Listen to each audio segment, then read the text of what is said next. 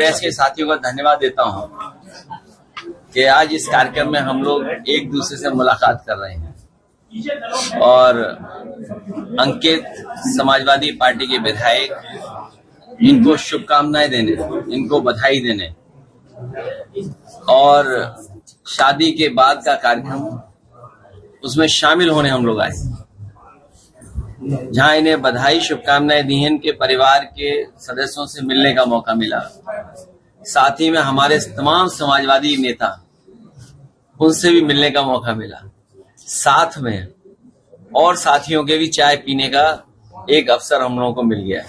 और सबसे महत्वपूर्ण यह है कि आज के समय के सबसे जागरूक लोगों से मिलने का मुझे मौका मिल रहा है, हमारे पत्रकार साथियों से। सर, बिहार को लेकर के क्या कुछ कहेंगे? पीएम मोदी सर पहुंचे थे, उन्होंने तमाम सारे आरोप लगाए, विपक्ष पर आरोप लगाए और आज उन्होंने कहा है कि कट्टा, कटुता, क्रूरता ये सब राजनीति के पर्याय बन गए हैं। बिहार बदलाव मांग रहा है, बिहार बेहतर, खुशहाली और तरक्की के रास्ते पे जाना चाहता है। बीजेपी एक षड्यंत्र के तहत, हाँ सोचिए, इंडिया गठबंधन नीतीश जी को प्रधानमंत्री बना रहा था और आज केवल चेहरे के लिए मुख्यमंत्री हैं वो। मैं आज आपसे फिर कहता हूं, बिहार की जागरूक जनता भी ये जानती है, जितने विपक्ष के लोग हैं वो सब मंचों से कह रहे हैं कि केवल नीतीश कुमार जी को चुनाव के लिए रख रहे हैं आगे। चुनाव के बाद भारतीय जनता पार्टी उन्हें मुख्यमंत्री नहीं बनाएगी। और आप पूछ भी सकते हैं कि किस आधार पे ये बात कह रहे हैं आप? सर, आपने महाराष्ट्र में क्या हुआ? अखिलेश जी, महाराष्ट्र में क्या हुआ और दूसरे प्रदेशों में भी हुआ। जिनके नाम पर जीते उन्हें वो मुख्यमंत्री नहीं बने। मध्य प्रदेश में मुख्यमंत्री कोई और बना। तो भारतीय जनता पार्टी केवल उनको सामने रख रही है और वो बीजेपी के दूल्हा जरूर हैं, लेकिन वो केवल चुनावी दूल्हा हैं, पद के लिए दूल्हा नहीं है वो। ये आप भी सब जानते हो। अखिलेश जी, अमित शाह ने बिहार चुनाव को लेकर बयान दिया है कि विपक्ष के लिए नो वैकेंसी का बोर्ड लगा है। न बिहार में सीएम की गद्दी खाली है, न दिल्ली में पीएम की। वैकेंसी जनता बनाती है, ये कोई अखबार में ऐड से या किसी के ऐड से नहीं चलता है। जनता जिसको चाहेगी वो वैकेंट हो जाएगा। और अभी यूपी में आपने देखा कि कितने वैकेंट हुए। देखिए, जो लोग क्या दावा कर रहे थे, कितनी बड़ी वैकेंसी हो गई। और वो वैकेंसी ऐसी हुई कि आपके बगल में गंगा किनारे प्रधानमंत्री जी भी लाखों वोट से हार गए, क्योंकि कई लाख से पहले जीते थे, कई लाख वोट कम हो गए उनके। तो वैकेंसी तो जनता लोकतंत्र में बनाती है और इस बार जनता इसलिए बनाने के लिए तैयार है क्योंकि 20 साल का कार्यकाल और जिस तरह से ट्रंप, अमेरिका जो सबसे ताकतवर है आर्थिक रूप से, वो अमेरिका समय समय पर आईना दिखा रहा है। कल सोचो क्या कहा कि हमारे देश के प्रधानमंत्री किलर है, किलर हैं। सोचिए, क्या आप कल्पना कर सकते हैं कि एक अमेरिका आपसे का मजाक उड़ा रहा हो, जैसे हम ये कहें कैब में किलर लग रहे हैं। इस भावना से वो प्रधानमंत्री को बोल रहे थे। और फिर टैरिफ आपके बनारस में आसपास मुबारकपुर कितना बुनकर सफर कर रहा है। सोचो कल कितना बुनकर सफर कर रहा है। आपके टैरिफ लग रहे हैं। टैरिफ लगने का मतलब क्या हुआ? आपकी अर्थव्यवस्था चौपट हो रही है। वो अपनी अर्थव्यवस्था को आगे बढ़ा रहे हैं।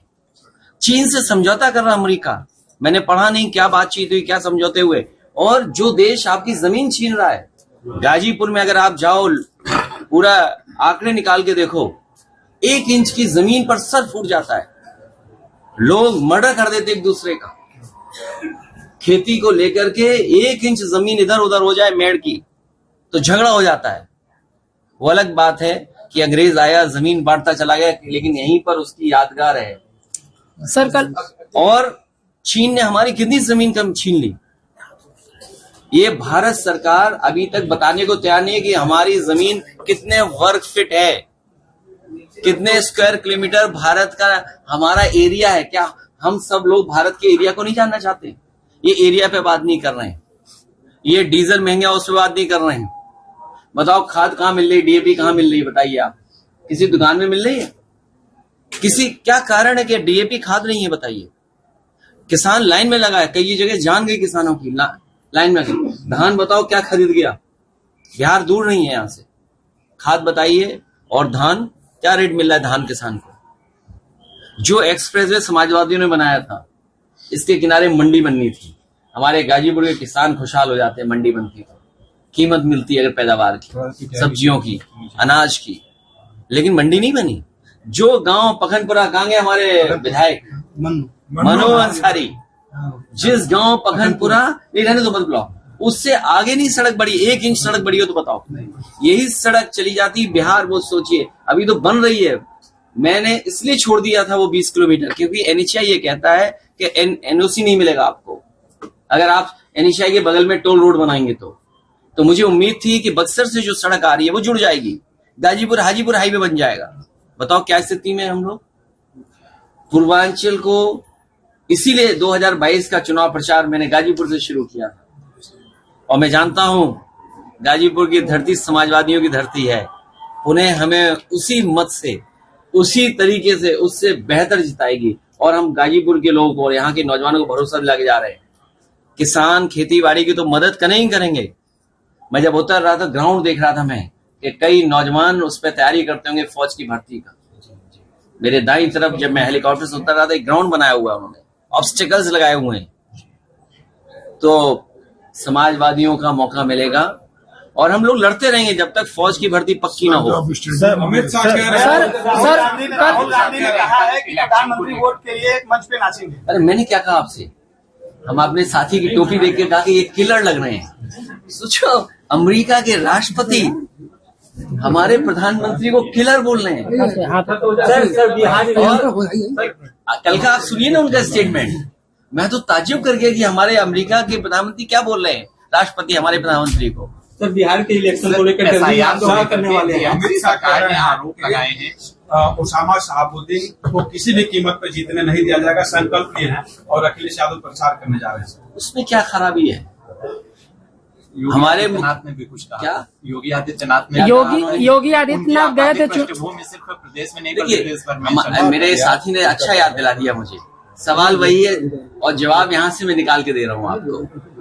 हमारे मुख्यमंत्री नाम बदल देते हैं और इधर आप देखते हो कि बहुत सारे बच्चों को गोदी में लेके खिला रहे हैं। लगता है घर परिवार वाले उनसे नाम रखवाते हैं। वो जहां जाते नाम बदल देते हैं। अरे उसका भी नाम बदल देते। अगर आप उसका नाम बदलते तो उसका नाम क्या होता? शेर सिंह नाम होता। तो योगी होकर के क्या भाषा है? सरकार अपनी उपलब्धि नहीं बता रही है। अमेरिका किस तरीके से दबाव बना रहा है वो नहीं बोल रहे हैं। आपका पूरा बाजार, ये जितने मोबाइल हैं ये सब असेंबल्ड हैं। किसको धोखा दे रहे हैं ये लोग? किसको धोखा दे रहे हैं बताइए आप।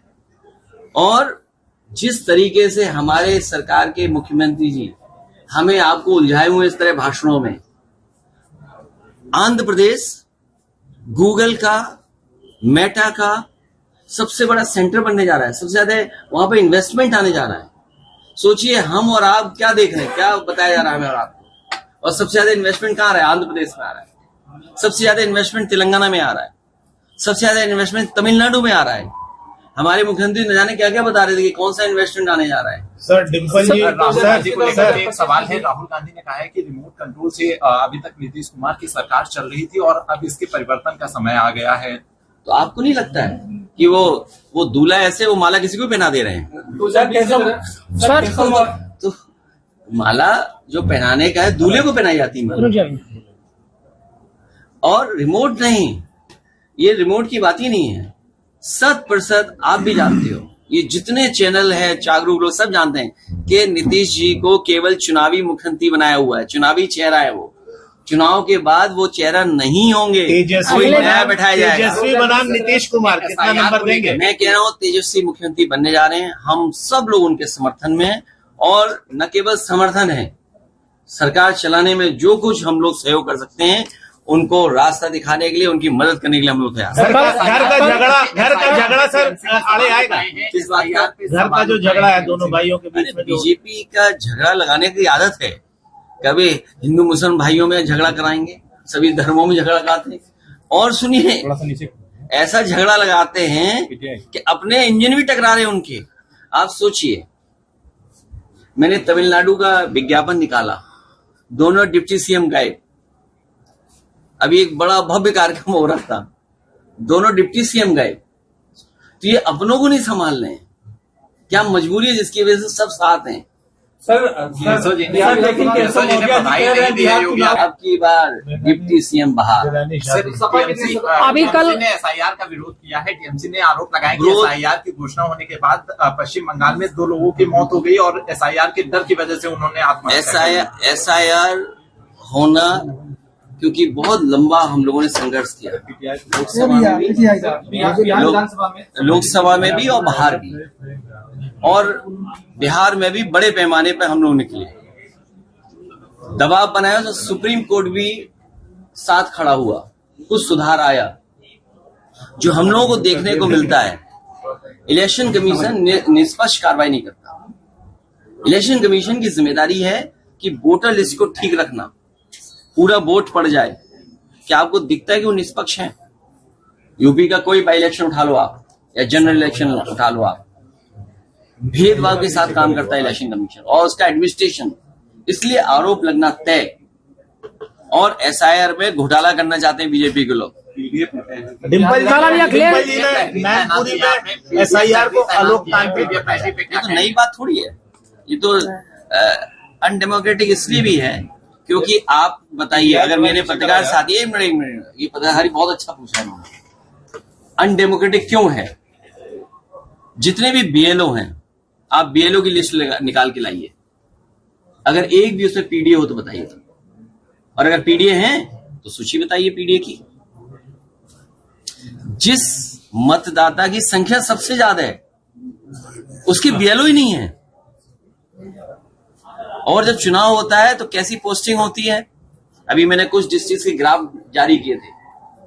मैं कहता हूं अगर मेरे ये ग्राफ गलत हैं तो सरकार बताए ये ग्राफ गलत है। पूरे उत्तर प्रदेश के बीएलओ और जो इलेक्शन संबंधित अधिकारी काम देखेंगे, एक भी मुसलमान नहीं है, एक भी यादव नहीं है। एडीएम जो इलेक्शन देखते हैं, आप भी अपने जिले में पता कर लेना, बगल के जिले का भी पता कर लेना, और भी पता कर लेना। आप अगर कितने हैं बता दो आप, क्या वजह है? इसलिए अनडेमोक्रेटिक है। सर एक सब बड़ा सवाल आया है, सिद्धार्थनगर से एक विधायक हैं, पूर्व विधायक भाजपा के राघवेंद्र से, उन्होंने एक विवादित बयान दिया है, उसको मैं यहाँ पे दोहरा नहीं पा रहा। अनपढ़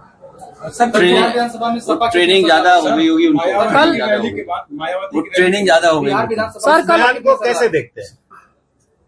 अनडेमोक्रेटिक हैं, अनसिविलाइज्ड हैं, एजुकेटेड नहीं है, और हम भी एजुकेटेड है, हम कंट्रोल रखते हैं तब सुधर के रखते हैं।